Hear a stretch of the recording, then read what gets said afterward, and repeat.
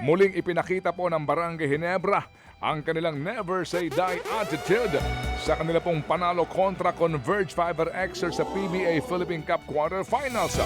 Pinukol ni Stephen Holt ang pampanalong 3 sa overtime para nga makalusot ang Ginebra sa semifinals 99-98.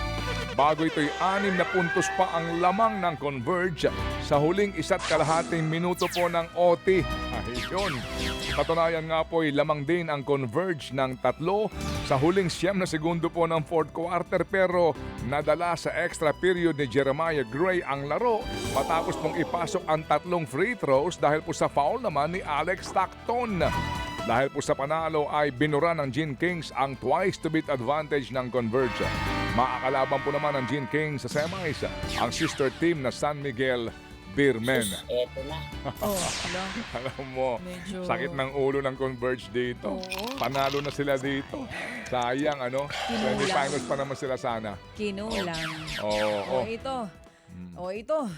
Pasok na rin po sa PBA Philippine Cup Semifinals ang TNT Tropang 5G. Lumamang po ng hanggang 27 puntos ang TNT tungo sa 118-109 na panalo kontra sa Magnolia Hotshots. Makakalaban nila ang mananalo sa serye ng Rain or Shine at Meralco mamayang gabi. Top scorer si Gilas forward Calvin of Tana matapos magtala ng 25 puntos, kabilang po ang 5-3. 21 puntos naman ang iniambag ni Jordan Heading para sa TNT Tropang 5G. Napanood ko yung laban ng Bolts at saka noong Rain or Shine noong Sabado. Tama ba? Yes, Saturday. Ay, akala ko mauulat pa eh. Lumamang ng 32 puntos ba? Oo, naging 14 na lang sa bandang dulo. Buti po at nanaig ang maturity ng team. Experience, kaya nanalo ho sila doon sa twice to beat advantage po ng Rain or Shine. Mamaya ang laro nila. Opo, sudden death ito mamaya. Winner take all po ito. Rain or Shine kontra Meralco Bolts. Good luck, Bolts! Good luck, Rain or Shine. Samantala po naman binigyan po ng parangal ng PBA ang Gilas Pilipinas matapos nga pong mapanatili ang ginto sa Southeast Asian Games sa Thailand. Ito'y ginanap nga po sa halftime ng laro ng TNT Magnolia noong pong Sabado. Isa-isa pong tinawag ang mga players at coaching staff sa pangunguna po ni Head Coach Norman Black. At kahit nga po hapit na sa oras bago po para mabuo ang lineup, hindi natalo ang Gilas sa buong torneo. Kanila pong tinalo ang Thailand sa gold medal match, 70-64. Samantala mga kapatid, Mabuhay ka. natalo naman po si Alex Ayala. Alex Ayala sa world number 9 na si Mira Andriva sa MGM Macau Tennis Masters. Lamang pa sa simula si Ayala bago po marangkada ang Russia na kalaban para sa 6-4, 6-2 na panalo ni Andriva sa exhibition game. Kahapon nabigo rin po si Alex Ayala at ang partner na si Jerry Shang sa mixed double event.